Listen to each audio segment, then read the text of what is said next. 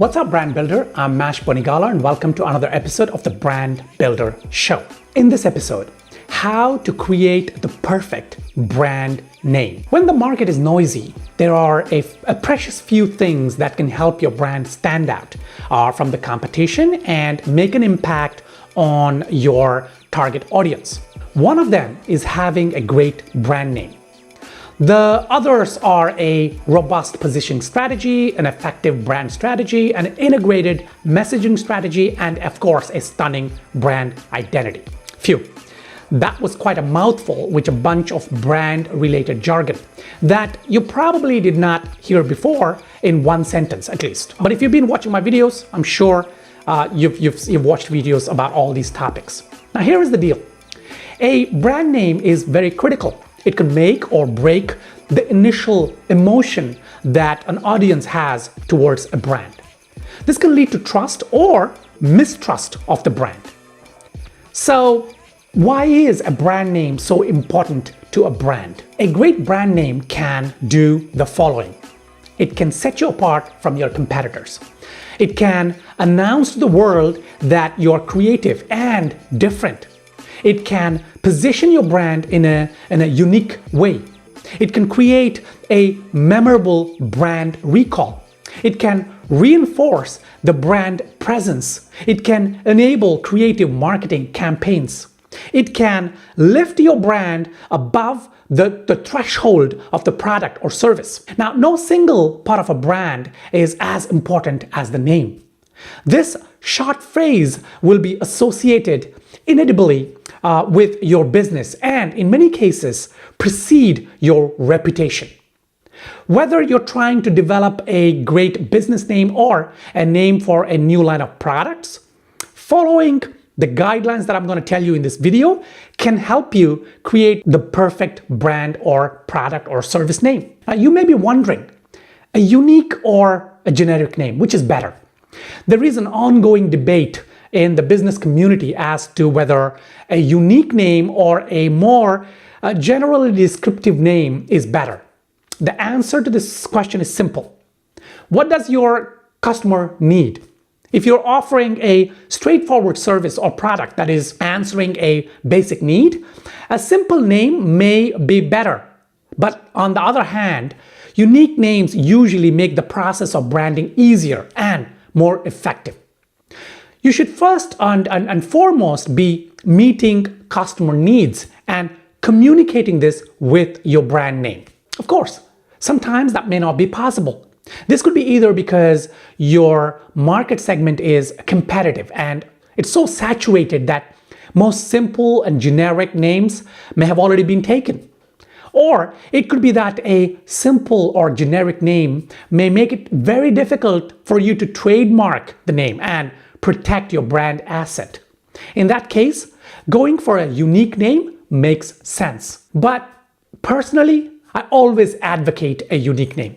This is because I truly believe that no matter what your product or service is, your brand should be above the product or service threshold and must have a core and essence that makes the brand an entity. The upside with this idea is that your brand can grow and expand without the need for the brand name to be changed every time you expand or every time you go in a new direction. So let us start by looking at some brand names and how effective they are.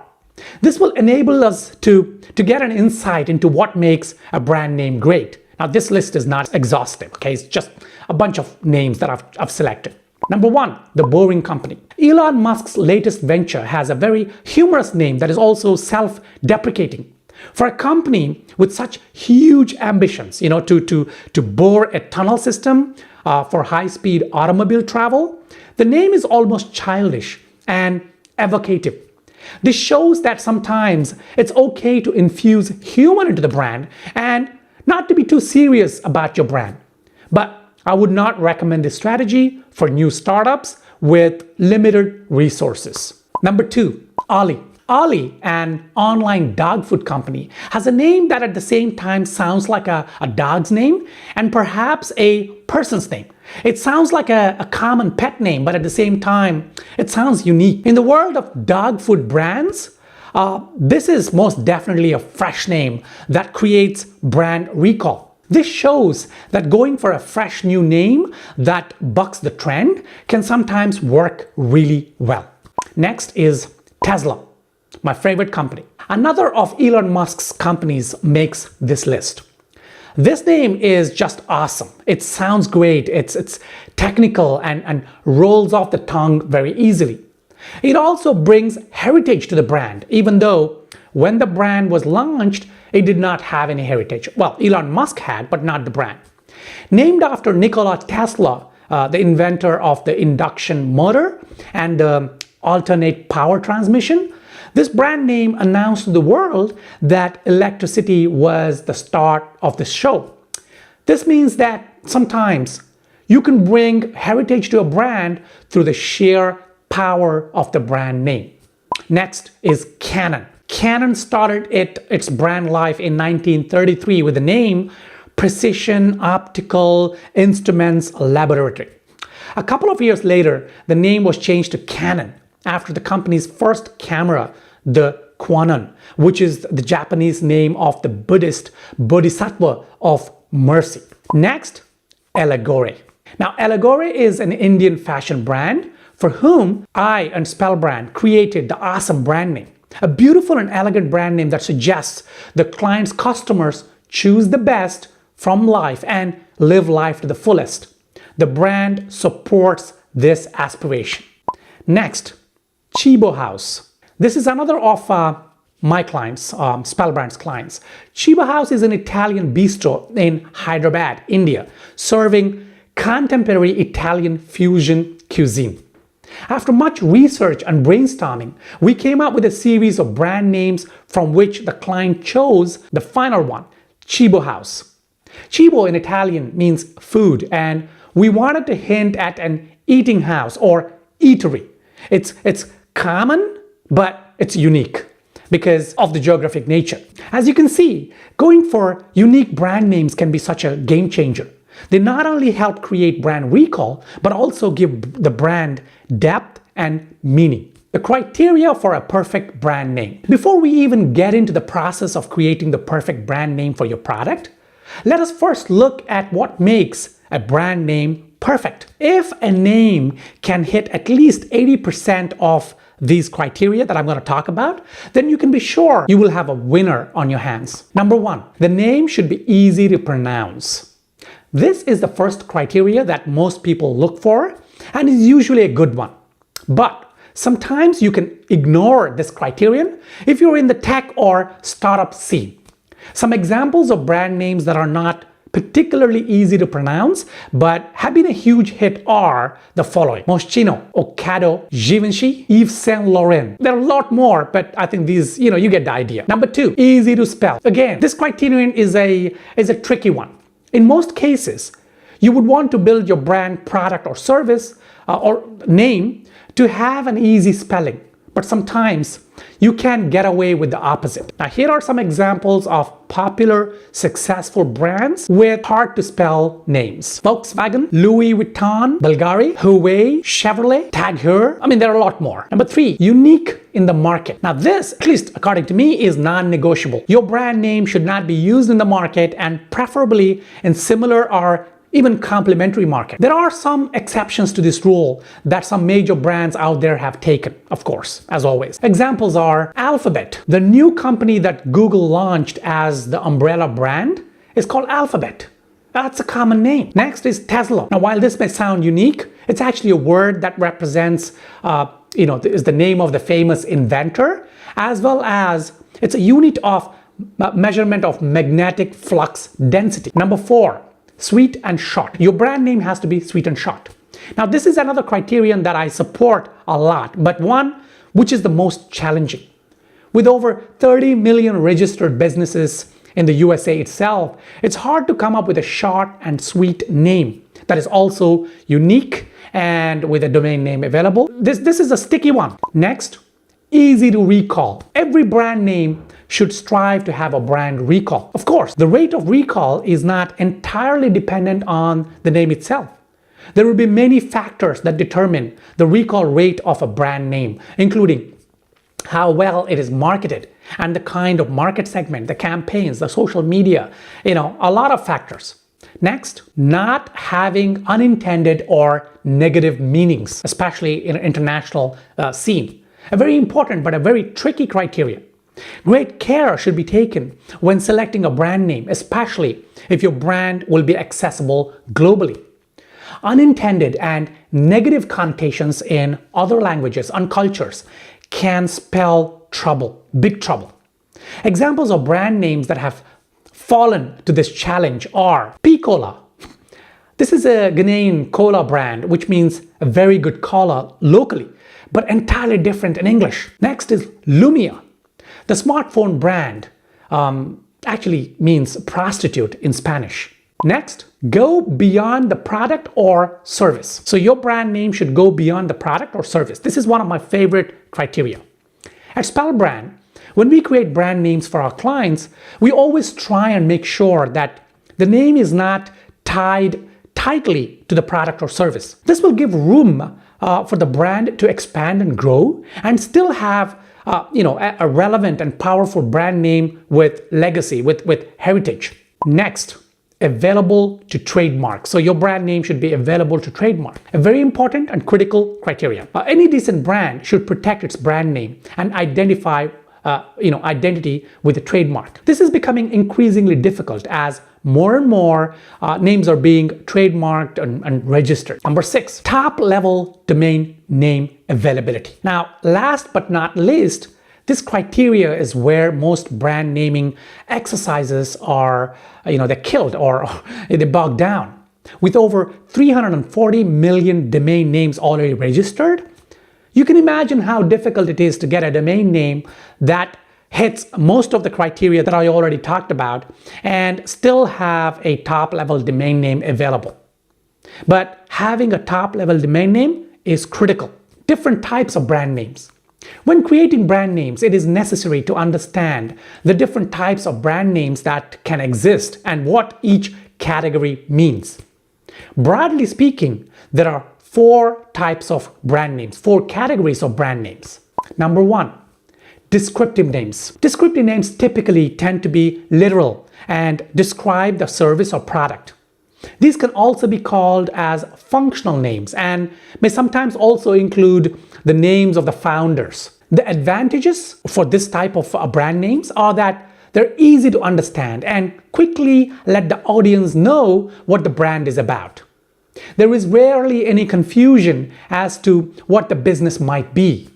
The disadvantages of descriptive names are that they may come off as generic and would have a tough time with trademarking, domain name availability, social media handle availability, and so on. Now, General Electric, General Motors, Tony Robbins, these are some examples of such descriptive brand names. Number 2, invented or made up brand names. Typically, invented names are either created from Latin, Greek, or other such roots and could be based on mythology, or they could be created from rhythm and alliterations. The advantages of invented names are that 9 times out of 10, they're unique and can be easily trademarked. They also facilitate great brand recall. The disadvantages are that sometimes it may take an effort to make sure the audience understands what the brand represents or what the brand does. Some examples are Agilent, Accenture, Skype, Google. Number 3, experiential brand names. Now, experiential names are tied to human emotions and experiences and can relay directly the benefit the audience can expect from the brand. The advantages that these brand names communicate, they communicate the brand story and set the perception easily. They can create an emotional connection easily and in an intended manner as per the brand or positioning strategy. The disadvantages are that since they are so commonly used in various sectors, it may become hard to trademark them. For example, names like Explorer, Navigator, and Safari are web portal names, but they're also the names of SUVs. This can create some kind of a confusion, and it makes them look common. Now, some other examples are Outward Bound, Netscape, Explorer. Number 4, expressive or evocative names. These names are all about positioning the brand rather than any indication of the product or service or even the kind of experience. These names are also sometimes out of context and can create a negative connotation, which may suit the brand if their strategy is aligned with such a negative connotation. The advantages with evocative names are that they're usually very unique and can differentiate the brand powerfully. They can also launch the brand into larger-than-life positioning. The disadvantages are that if not aligned properly with the positioning strategy, they can look completely out of place and awkward. Some of the examples for evocative names that work well are Virgin, Apple, Yahoo, Target, Oracle, Caterpillar. There's a lot of evocative names. How to create the perfect brand name? Now that we have looked at the different criteria that a perfect brand name should stick to, as well as the different categories of brand names, it is time to get down to the process of creating the perfect brand name for your brand. Step number 1, positioning strategy. Always start with your positioning strategy. Most business owners pick a brand name first and then work on the brand or positioning strategy. Now, while this may not be a bad idea all the time, it does have an opportunity cost. If you nail down your positioning strategy first, that will then inform the brand naming process and help you come up with a brand name that would align with your core values and the brand essence. I've already posted a full-length video on how to create a brand positioning strategy. But just to remind you, to create a brand positioning strategy, you will have to go through the following action steps. Number 1, an in-depth market analysis. Number 2, a thorough competitive analysis. Number 3, defining your brand's value proposition. And finally, creating a positioning strategy. Let's take an example. We will take the case of one of our clients, a fashion and apparel brand for whom we were tasked with creating a unique brand name. The positioning strategy was that the brand represented the need of their target audience to choose the best in life and live life to the fullest. Now, this is not about selling clothing or apparel. The brand strategy goes beyond the product and is very aspirational. Step number 2, word mapping. Now, once you have created your positioning strategy, compile a list of keywords based on your value proposition, core values, mission, or vision statement, and use these words to build a mind map. Work on branching the word map and adding ideas, expressions, and hints for the main words to arrive at story ideas. These story ideas can then be used to decide whether you want to explore one or more of the brand name categories that we've just talked about. Now, to continue the example of our client, the word mapping had, amongst others, words like choose, select, rise, aspire, achieve, status, ambition, life goals, and so on. Step number 3, etymology. Take the story ideas from step 2 and start working on possible etymology avenues. Now, etymology is defined as the study of the origin of words and the way in which their meanings have changed throughout history. For this, you may want to start with Latin and Greek roots, from which you can then find words that tie in with the storyline that you have in mind. Sometimes you may find inspiration in Greek mythology. Once you have a list of etymological roots that you want to explore, categorize them under one or more of the brand name types that we've discussed. Now, going back to the example, for our client, the etymology was based around the idea of rising to the top and choosing the best in life, which hit upon, among other things, the mythology of Perseus and Pegasus, which was a winged horse that could take you or the rider anywhere that they wanted in the world, where mortals were actually tied down to the slow pace of land and sea travel. We chose the Latin roots ex, which means out of, from, and Lego, which means choose, select, or appoint. Step number 4, semantics. This is where you take the root words from step 3 and start working on derivatives to create unique words that have not been used before. Now, there are a number of branches and sub-branches of semantics, including formal semantics, which studies the logical aspects of meaning, such as sense, reference, implication, and logical form. Lexical semantics, which studies word meanings and word relations, and conceptual semantics, which study the cognitive structure of meaning. For our client, we took the Latin roots and after some complex semantic derivations came up with the word allegory, which is greater than the sum of its parts. The name is relatively short, completely unique, easy to pronounce, and creates a great brand recall. It's trademarkable and the domain name was available to register. So we had a winner. Step number 5, compliance. Once you have a short list of names that you have derived from the 4 steps before, you need to run them through a thorough compliance process of checking for conflicting trademarks, domain name availability, check for negative connotations in a global setting, check for availability of social media handles, and saturation analysis. This compliance process will whittle down your shortlist to the final list of candidates from which and the rest of the stakeholders in the company can make a final choice, the final steps. Once the final brand name is selected, you will have to register the domain and secure all the social media handles. If you had engaged an agency to come up with the brand name, make sure to get the copyright transferred to your name. For the domain name, register as many top-level domains as possible, .com, .net, .co, biz, USA, and all that. And also register variations of the name, such as misspellings or split the word with a hyphen and so on.